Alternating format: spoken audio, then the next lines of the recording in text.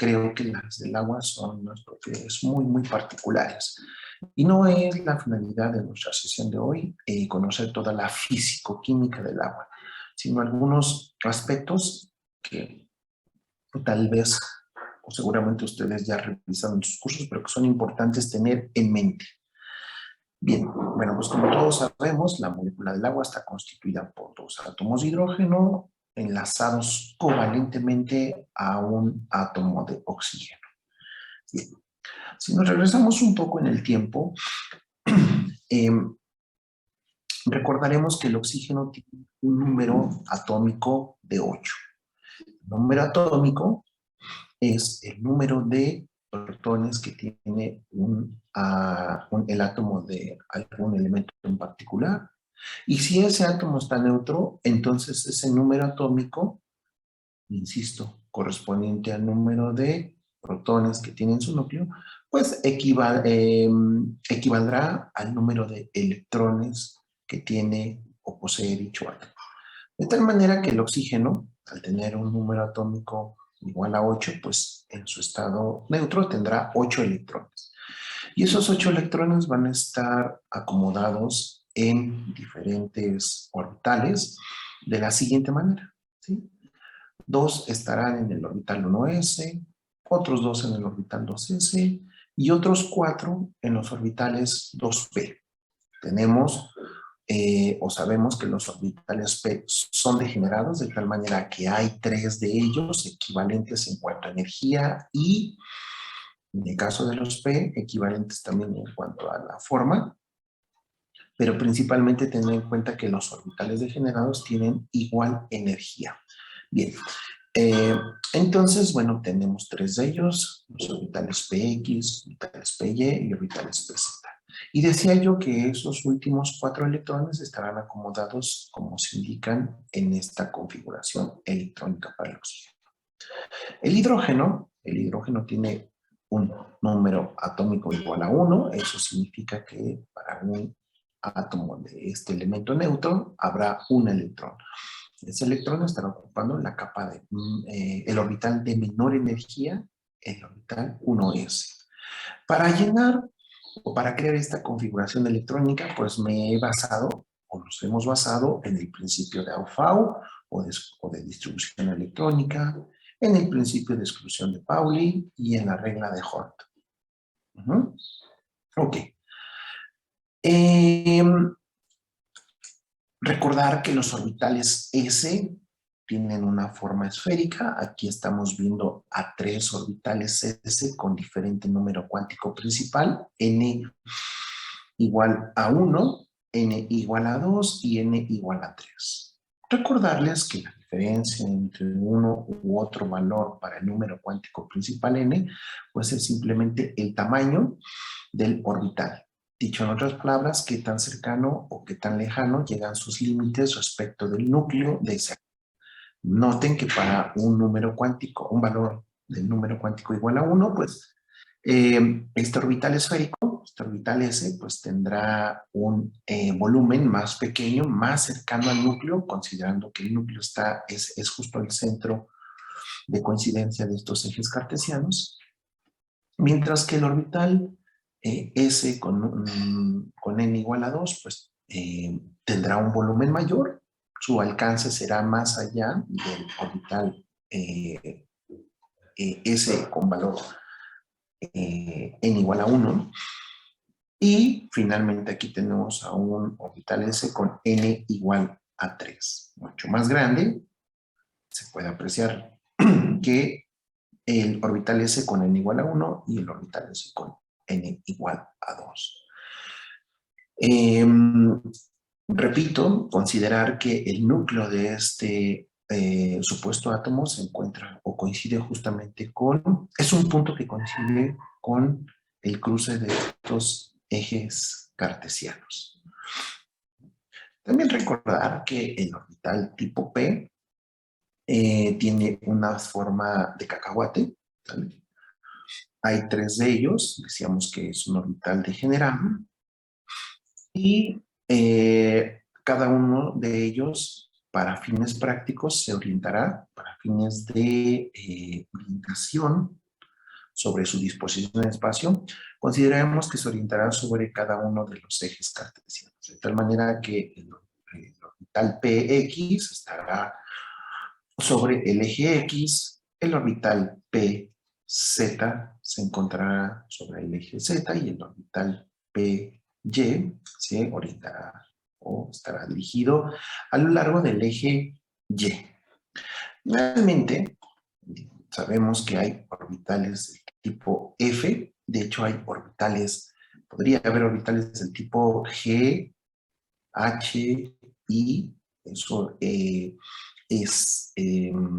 no hay un límite, pero ciertamente los átomos que conocemos, dado el número de electrones que los constituyen, pues solamente hemos llegado a requerir del uso de orbitales T, de la descripción, de la definición de orbitales del tipo D, para poder acomodar a todos los electrones que contiene el átomo más pesado que conocemos, ¿no? Pero no está descartado que haya orbitales más de otros tipos. Les decía, por poner un ejemplo, los F, orbitales F, si los conocemos, se requieren, decía yo que eran suficientes los D, pero no son los F, pero pueden o sea, en algún momento sintetizarse de manera artificial, producirse de manera artificial o producirse de manera natural átomos que requieran por definición del uso de orbitales del tipo G, por ejemplo. Estamos hablando de átomos con muchísimo más número de electrones. Pero bueno, aquí tenemos una representación, lo mismo que para los orbitales S, los orbitales P, de los orbitales D. ¿Sí? Tenemos 5 orbitales D, todos ellos degenerados, tienen prácticamente la misma energía. Tenemos el orbital de YZ. La razón es porque este doble cacahuate cruzado se encuentra sobre el eje YZ. El orbital de XY, la razón es porque el plano de estos orbitales es el XY. Y un análisis similar podemos realizarlo para los otros 3 orbitales. Bueno, entonces tenemos orbitales S, orbitales P y los orbitales D. Esta breve recordatorio tiene una razón de ser. Decíamos que la configuración electrónica del oxígeno es esta. Requerimos del uso de orbitales S. De hecho, orbitales S con número cuántico principal 1 y número cuántico principal 2. Eso inmediatamente nos debe decir que estos electrones están más alejados del núcleo, desde luego en un orbital S, que estos electrones también en un orbital S, pero con número cuántico principal 1. Y bueno, decía yo que los electrones más externos se encuentran en un orbital P. De hecho, estos electrones con número cuántico principal 2, vean, son electrones con número cuántico principal 2, lo mismo que estos, lo mismo que estos. Claro, unos se encuentran en orbital S, otros en orbital P. Pero consideraremos que esta capa, la que constituye el nivel cuántico principal 2, es la capa de valencia. Todos estos electrones estarán más alejados del núcleo, se encontrarán expuestos a su posible interacción con electrones de otros átomos. Y bueno, decía yo que requeríamos ese laboratorio porque es así como diremos que estos electrones se encuentran en un espacio esférico, mientras que estos dos electrones se encuentran en un espacio con forma de cacahuate. Este electrón por su parte, lo mismo que este electrón por su parte, también estará en un orbital P con forma de cacahuate, pero en diferentes espacios, ¿no? En diferentes orientaciones. Okay. Bueno, ¿alguna duda hasta aquí, colegas? No, profesor. pero un favor, ¿podría poner los grupos un momento otra vez? Los grupos. Los equipos. Ok. Orbitales S. No, los equipos. Ah, ya, lo entendí. Pensé que te referías. Aquí están. ¿Quieren que haga más grande la letra o el tamaño del fuente o está bien así? Un poquito más grande. Denme un segundo.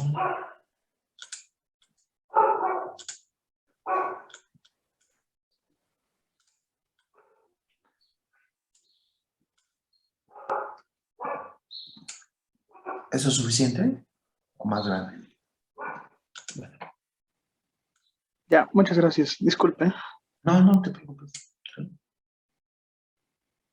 Bueno, dejo ahí un par de segundos más, si alguien más quiere tomar nota. Bien, continuamos. Ok. Entonces, si nos imaginamos al átomo de oxígeno, deberemos de poner en el centro, voy a tratar de hacer aquí una representación de qué tenemos que imaginarnos. Tenemos que imaginarnos un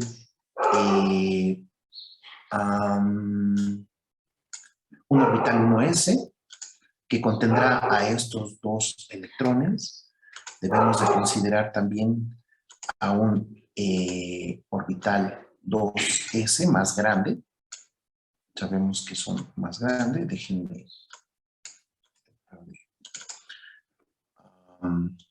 eliminar. Lo mejor es que tuviera en este momento mi tableta, no la tengo. Y voy a ponerla en color azul. Es línea y con un poco de transparencia.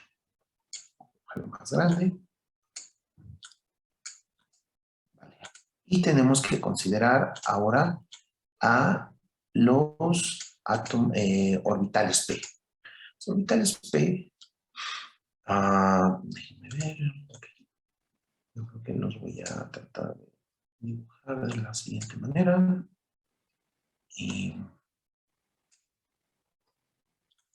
creo que eso está bien. Pegar. Vale. Y de este color.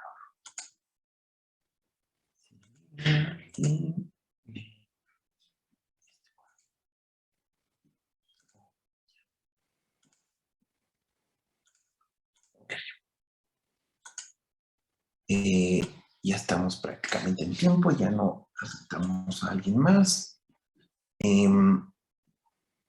Agrupar. Ahora sí. Estos serían nuestros orbitales P y tenemos que considerar